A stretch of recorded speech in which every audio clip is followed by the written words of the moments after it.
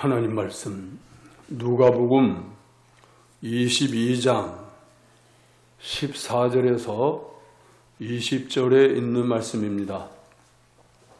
누가복음 22장 14절에서 20절에 있는 말씀 합독하시겠습니다.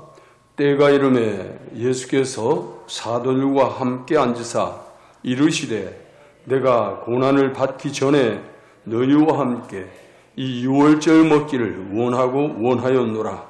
내가 너희에게 이르노니 이 유월절이 하나님의 나라에서 이루기까지 다시 먹지 아니하리라 하시고 이에 잔을 받으사 감사하기도 하시고 이르시되 이것을 갖다가 너희끼리 나누라. 내가 너희에게 이르노니 내가 이제부터 하나님의 나라가 임할 때까지 포도나무에서 난 것을 다시 마시지 아니하리라 하시고 또 떡을 가져 감사하기도 하시고 떼어 그들에게 주시매 이르시되 이것은 너희를 위하여 주는 내 몸이라. 너희가 이를 위하여 나를 기념하라 하시고 저녁 먹은 후에 잔도 그와 같이 하여 이르시되 이 잔은 내 피로 세우는 새 언약이니 곧 너희를 위하여 붓는 것이라.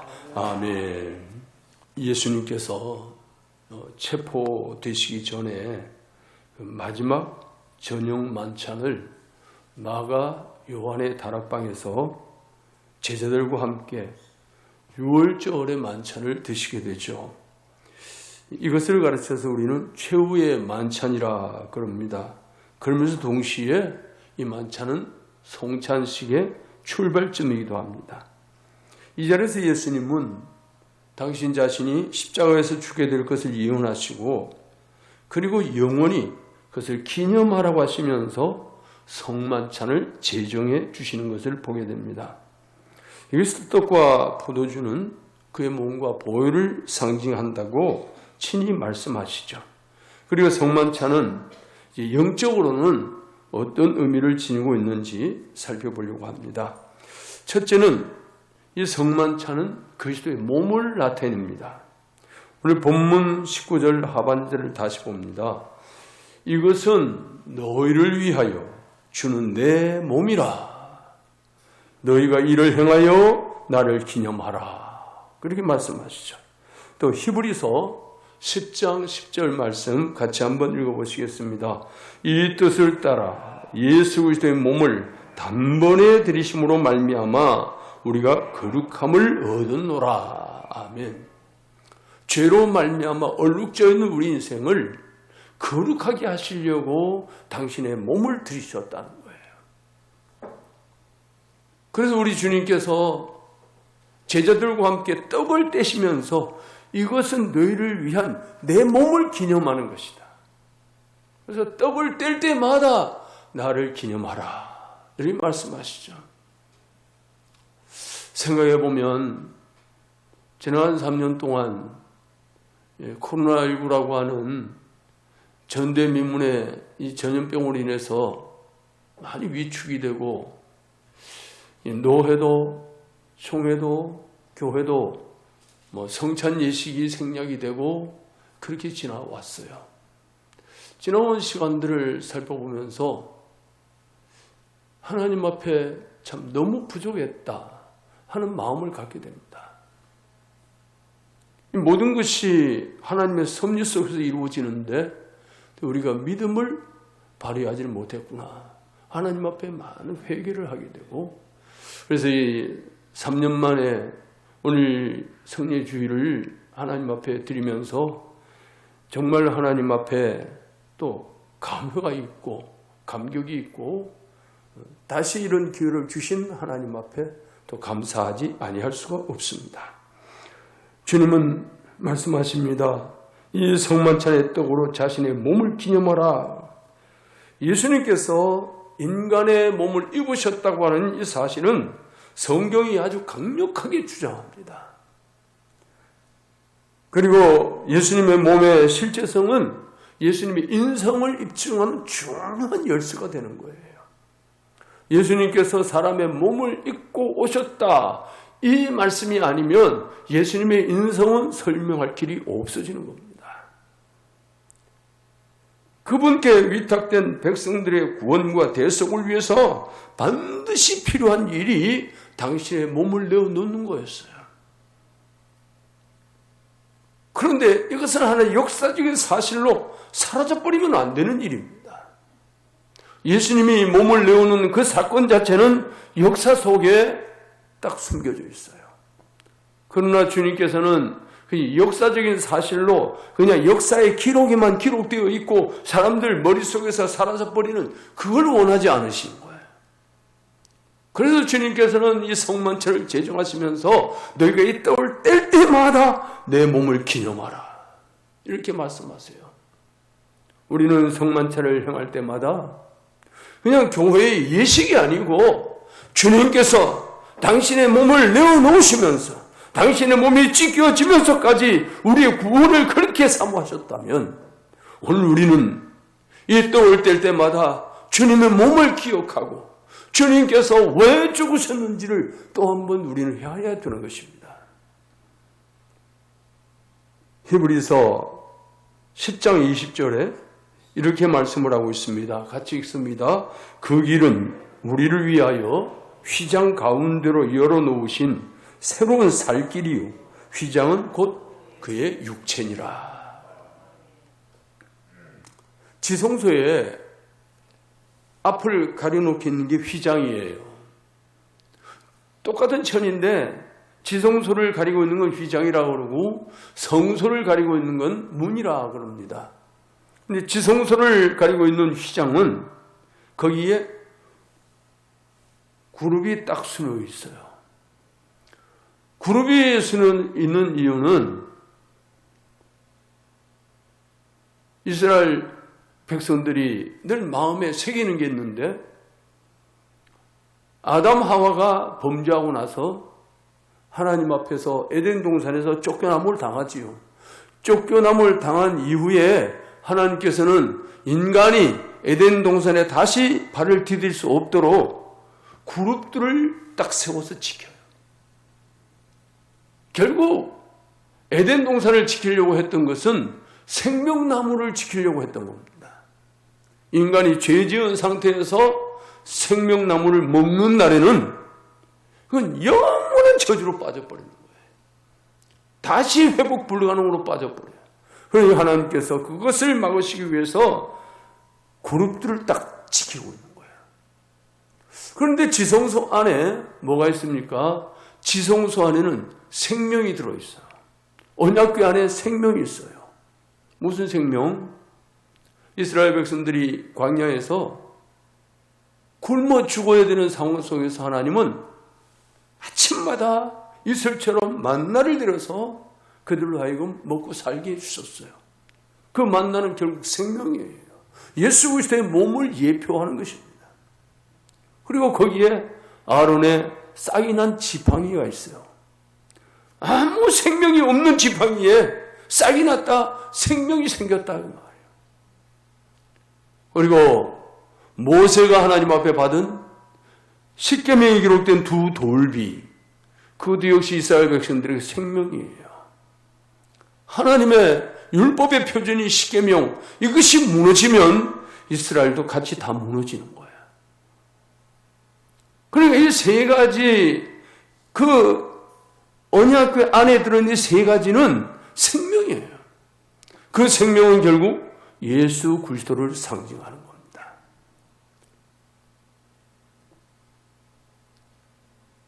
예수 그리스도의 몸을 함부로 범할 수 없도록 하나님께서 길을 열어주실 때까지 딱 막아놓으신 것이 그룹들을 지켜서 막아놓으신 거예요. 지성소도 마찬가지입니다. 지성소도 그 생명이 들어있는 지성소를 휘장을 치고 그룹을 수를 놓아서 딱 지키고 있는 거예요. 아무나 못 들어가요. 1년에 딱 한 번 하나님이 허락하신 날 대속죄일에 대제사장이 들어가는 게 전부예요. 그 1년 내내 그날 외에는 누구도 들어갈 수가 없어요. 하나님이 딱 막아버렸어요. 하나님이 열어주시기 전에는 들어갈 수 없다 그 말. 그런데 예수님이 십자가에 못 박혀 운명하시는 그 시간에 이 성소의 휘장 위에서부터 아래로 쭉 찢어져 내려버린 거예요. 수요 예배에 오셨던 분은 이미 말씀을 들은 기억이 계실 텐데 휘장은 두께가 한 10cm 정도 돼요. 10cm 정도의 두께예요. 그 두께가 어떻게 찢어지겠어요? 그것도 그냥 일반 천이 아니에요. 72가닥으로 엮은 실을 엮어가지고 그걸 꼬아서 만든 거예요. 24가닥으로. 그러니 그게 얼마나 질기고 얼마나 튼튼하겠어요. 무게가 얼마나 무거운지 그거 한 번을 가르려고 하면 제사장 300명이 달라붙어야 그걸 들 수가 있어요. 그 정도로 무거워요. 그게 어떻게 찢어져요? 하나님이 찢어주시는 거예요. 하나님이 열어주시는 거예요. 이제부터는 내가 너와 나의 길을 아무도 막지 않을 것이다. 하나님이 확 열어주셨어요. 예수님께서 그래서 이 성만찬을 제정하시면서 이것은 너희를 위한 내 몸이라. 이 떡을 뗄 때마다 나를 기념하라. 말씀하시는 거예요. 더 나아가 그럼 주님의 몸은 무엇입니까? 교회를 상징하는 겁니다. 주님께서 말씀하시기를 이 교회는 바로 내 몸이다. 이렇게 말씀해요. 다시 말씀드려서 교회가 회파되고 교회가 무너진다면 주님이 다시 몸을 찢어내는 일과 똑같은 것이다. 교회는 지켜져야 되고 보존되어져야 됩니다. 교회는 날마다 성숙되어져야 됩니다. 우리 주님께서 당신의 몸을 상징하는 것으로 교회를 세우셨어요. 그래서 바울은 그리스도의 몸을 성도들의 신앙 공동체 곧 교회를 묘사하는 말로 사용을 해요. 그리스도의 몸이 바로 교회다. 로마서 12장 5절에 보면 이와 같이 우리 많은 사람이 그리스도 안에서 한 몸이 되어 서로 지체가 되었느니라. 공동체의 역할을 얘기했어요. 공동체는 여러 객체가 모여 있지만 결국은 하나를 이루고 있다 이 말이에요. 오늘 우리가 신앙생활을 하면서 여러분들이 예배당에 모일 때에 여러 가지 많은 생각들을 하고 오셨을 거예요. 이런 생각 저런 생각. 그러나 주님 앞에 모인 이상 그 생각들을 다 내려놔야 돼요. 내려놓고 이 시간에 하나님 앞에 예배하겠다고는 이 마음으로 집중되어져야 되는 것입니다. 이것이 공동체예요. 많은 생각들을 가지고 왔지만 어떤 목적을 이루기 위해서는 그 생각들을 잠시 접어두는 거예요. 그리고 한 목적을 위해서 모든 것을 투자하는 겁니다. 내가 옳다 하는 바로 모든 것을 결정하려고 하면 공동체는 깨지게 돼 있어요. 왜냐하면 옳다 하는 바가 다 다르기 때문에. 내가 옳다 하는 바로 하는 것이 아니라 그래서 이스라엘 백성들이 하나님의 역사가 있기 전에는 자기들이 서로 자기 오름대로 했다고 했어요. 자기 오름대로. 그래서 스스로 왕이 되어가지고 자기들 스스로 판단하고 스스로 기준을 삼고 그렇게 했어요. 그러니까 이스라엘 백성들은 다른 이방 족속들보다도 더 추한 모습을 보이는 거예요. 이스라엘다우려고 하면 하나님 안에서 생각이 하나로 모여야 되는 거예요. 공동체가 되지 아니하면 이방인들보다도 더 못한 존재가 된다는 말이죠. 교회가 마찬가지입니다. 교회가 하나님의 은혜에 붙들려서 예수 그리스도 앞에서 하나의 생각으로 모여있지 않으면 교회는 세상 단체보다도 더 못한 게 교회예요. 사단은 그걸 노립니다. 생각을 자꾸 어지럽히는 거예요. 생각을 어지럽혀서 결국 하나님의 뜻을 이루지 못하게 하려고 하는 것이 마귀의 괴계예요. 우리는 이 사단의 괴계를 알고 우리는 우리의 생각들을 떠나버리고 그리스도 앞에 나를 내어놓을 때 여기에 공동체가 형성되는 겁니다. 그리스도의 몸은 바로 그런 것입니다. 그래서 그리스도 안에서 그리스도와 한 몸이 되는 것, 이것이 얼마나 중요한지 모릅니다. 교회의 당위성은 오직 그리스도에 의해서만 성립이 되는 것입니다. 그래서 예수님은 나는 교회의 머리요 이렇게 말씀합니다. 교회는 나의 몸이다. 그리고 너희는 교회의 지체들이다. 이렇게 말씀을 해요. 지체 하나하나가 소중합니다. 지체 하나하나가 소중하고 각자의 역할이 있고 그 역할들이 모여가지고 한 몸을 이루는 거예요. 주님은 성만찬을 통해서 교회의 당위성을 또 우리에게 영적으로 교훈하고 계시는 것입니다. 두 번째는 예수님의 성만찬은 예수님의 보혈을 나타내 줍니다. 우리 마태복음 26장 28절 말씀 같이 읽습니다. 이것은 죄의 사함을 얻게 하려고 많은 사람을 위하여 흘리는 바 나의 피, 곧 언약의 피니라. 예수님 말씀하시기를 나의 피는 언약의 피라. 언약의 피. 예수님의 피는 무슨 언약? 구원을 가져다 주는 거예요. 구원. 하나님의 언약은 우리를 구원하시겠다는 거였어요. 아들을 보내어서 그 아들을 통해서 우리를 구원하시겠다. 그래서 히브리서 기자는 히브리 9장 22절에 보면 피 흘림이 없은즉 사함도 없느니라. 피 흘림이 없은즉 사함도 없느니라. 아담의 범죄 이후로 모든 인간은 다 하나님 앞에서 죄인이죠. 죄로 출생을 합니다. 따라서 하나님께 어렵다는 인정을 받으려고 하면 죄에 대한 이 대가를 지불해야 돼요. 지불해야 돼요. 어떤 사람은 사단에게 대가를 지불한다 그러는데 그거는 아주 잘못된 말이에요. 죄가 죄인 것은 사단 앞에 죄가 아니고 하나님 앞에 죄예요. 하나님 앞에. 하나님 앞에 죄이기 때문에 하나님 앞에 그 대가를 지불해야 이 해결이 나는 거예요. 사단에게 대가 지불 아니에요. 우리 예수님은 하나님 앞에 그 죄의 대가를 지불하신 거예요. 하나님의 노여움을 거두어 달라는 거예요. 용서해 달라는 거예요. 그 은혜를 베풀어 달라는 겁니다.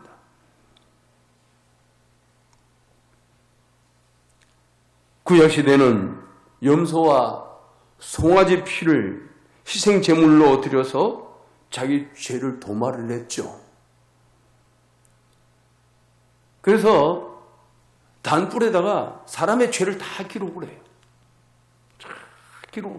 기록을 한 다음에 거기다가 수염소나 수송아지 피를 발라요. 그래서 그 죄를 덮어버리는 거예요. 이게 도말이에요. 도금을 한단 말이에요. 도금을 해서 말소시킨다. 그런 말입니다. 그 죄 자체가 어디로 가겠어요? 그런데 주님은 주의 피로 덮어서 보이지 않게 하는 거예요. 하나님께서도 예수님의 피만 보는 것이지 그 죄는 기억지 아니하신다. 예수님의 피가 이렇게 소중한 것입니다. 그래서 히브리서 9장 28절에 이렇게 말씀을 했어요. 우리 같이 읽습니다. 이와 같이 그리스도도 많은 사람의 죄를 담당하시려고 단번에 들이신 바 되셨고 구원에 이르게 하기 위하여 죄와 상관없이 자기를 바라는 자들에게 두 번째 나타나시리라. 처음에 오셨을 때는 많은 사람의 죄를 담당하시려고 그렇게 오셨어요. 그걸 단번에 들이신 바 되셨어요. 그리고 두 번째 오실 때는 그때는 죄와 상관없이 오는 거예요. 다시 말해서 죄 씻음을 받은 하나님 앞에 의롭다 인침을 받은 그들을 데리고 가시려고 오신다는 말이에요. 그리스도의 보혈에 의한 속죄는 하나님과 교제를 회복하는 것입니다. 그래서 하나님과 화해합니다. 죄의 형벌이라는 하나님의 공에 대한 만족을 의미하는 것입니다. 예속된 종을 자유롭게 하기 위해서 값을 지불하고 핏값을 지불하고 사는 것을 의미하는 구속의 뜻을 내포하고 있어요. 예수님의 흘리신 피가 우리를 죄를 씻어줄 뿐만 아니라 우리로 하여금 하나님의 거룩한 자녀로 새롭게 다시 구속시켜주는, 회복시켜주는 거예요. 죄 짓기 이전의 모습으로 되돌려주는 거예요. 얼마나 큰 은혜인지 모릅니다. 여기에도 나가서 주님의 피는 교회를 위해서 지불하신 대가예요. 그의 몸, 교회를 위해서 지불하신 대가. 우리 사도행전 20장 28절 말씀 봅니다. 같이 읽습니다. 여러분은 자기를 위하여 또는 온 양떼를 위하여 삼가라. 성령이 그들 가운데 여러분을 감독자로 삼고 하나님이 자기 피로 사신 교회를 보살피게 하셨느니라. 자기 피로 사신 교회, 자기 피로 사신 교회를 보살피게 하셨어. 예수님의 피는 교회를 살려고 합니다. 교회. 당신의 몸을 세우기 위해서 그 피를 흘리셨다고 말씀하고 있어요. 여러분, 우리는 이 교회 안에 예수님의 피가 흘러내려야 되는 것입니다. 예수님의 피가 흘러내리지 않는 교회는 이미 죽은 교회예요. 예수님의 피는 날마다 흘러내려야 돼요. 우리 가슴 속에 예수님의 피가 흘러내려야 되고 내 혈관 속에 예수님의 피가 흘러내려야 돼요. 예수님의 피가 흐르지 않으면 우리는 그리스도인이 아닌 것입니다. 교회라고 하는 것은 무슨 가시적인 건물인 예배당, 그거하고는 거리가 멀어요. 예배당은 우리가 예배하기, 공동체를 예배하기 위해서 모여 있는 것이고, 교회라고 하는 것은 바로 그리스도를 고백하는 성도들의 모임이 교회예요. 그래서 이 교회는 세상과 구별이 됩니다. 교회는 그리스도와 특별한 관계를 가지고 있습니다. 그리스도가 머리라면 교회는 살아있는 그분의 몸입니다. 교회가 약물이라면 그리스도는 목자가 되시고, 교회가 신부라면 그리스도는 신랑이 되시는 거예요. 주님과 우리의 관계가 정확하게 정립되어 있을 때 우리는 주님 앞에 겸손의 머리를 숙이게 되는 것입니다. 세 번째는, 이 성만찬은 그리스도의 봉사에 대해서 말씀을 해줘요. 예수님이 봉사해 준, 우리 베드로전서 3장 18절 말씀 같이 읽습니다. 그리스도께서도 단번에 죄를 위하여 죽으사 의인으로서 불의한 자를 대신하셨으니 이는 우리를 하나님 앞으로 인도하려 하심이라. 육체로는 죽임을 당하시고 영으로는 살리심을 받으셨으니, 주님이 봉사, 희생하는 거예요. 우리를 살리기 위해서 주님이 희생하시는 거예요. 단번에 희생제물로 드리셨다. 불의한 자를 대신하시려고. 그래서 우리를 하나님 앞으로 인도해 가신다. 이것이 그리스도의 봉사예요. 그럼 예수님은 어떻게 봉사했어요? 예언자로서 봉사를 합니다. 예언자로서. 그리스도의 사역은 아버지 하나님을 위해서 계획되고 결정된 겁니다.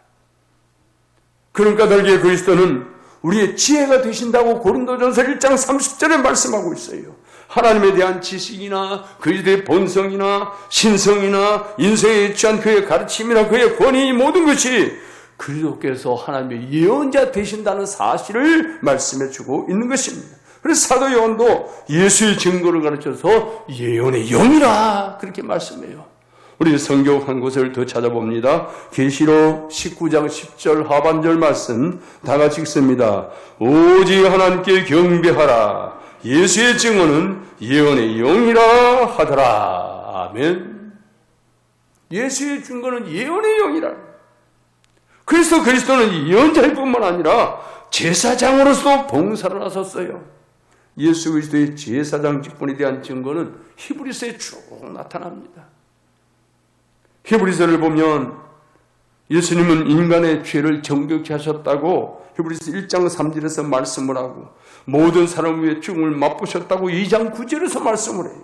그리고 사람들의 죄를 구속하기 위해서 멜기세덱의 반차를 줬는 자비롭고 충성스러운 대제사장이라고 히브리서 5장 6절에서 말씀을 합니다. 새 언약의 정부가 되셨다고 9장 11절에서 15절에 말씀을 해요. 히브리서는 예수님에 대해서 세세하게 말씀을 하고 있어요. 로마 가톨릭은 성만찬의 떡과 포도즙을 가르쳐서 화채술을 주장을 해요. 화채술을 주장해서 이것이 떡을 떼고 잔을 마시는 순간에 예수님의 몸과 예수님의 피로 변한다라고 이야기해요. 성경적이 아니죠. 그게 성경적이라면 예수님께서 너희가 이 떡을 뗄 때 내 몸을 먹는 것이다 이렇게 말씀을 하셔야죠. 너희가 이 잔을 마실 때 내 피를 마시는 것이다 이래야죠. 그런데 예수님은 그렇게 하지 않아요. 기념하라는 거예요. 기념. 상징이에요. 기념하라는 거예요. 이 떡을 떼면서 내 몸을 기억하라는 거예요. 이 잔을 마시면서 내 피를 기억하라는 거예요. 기념이에요. 영적인 것을 깨우쳐 주시기 위해서 주의 몸과 피를 기념하게 하신 것입니다. 그래서 예수님께서는 말씀하시기를 나는 양의 문이라 그랬어요. 양의 문이라고 그랬는데 그렇다고 해서 예수님이 정말 양들이 지나가는 문이 되셨나요? 그게 아니잖아요. 영적인 것이잖아요. 예수님께서 이 성만찬을 제정하실 때도 영적인 교훈을 주시려고 기념하게 하시는 거예요. 그러므로 우리가 성만찬 때에 떡과 포도주를 대할 때마다 그리스도의 고난과 구속의 피를 기억을 하고 나를 쳐서 복종시키는 이 경건의 연습을 계속해서 우리가 하나님께 신실한 성도를 인정받는 거룩한 삶이 되어지기를 예수님의 이름으로 축복합니다. 예수님의 이름으로 축복합니다.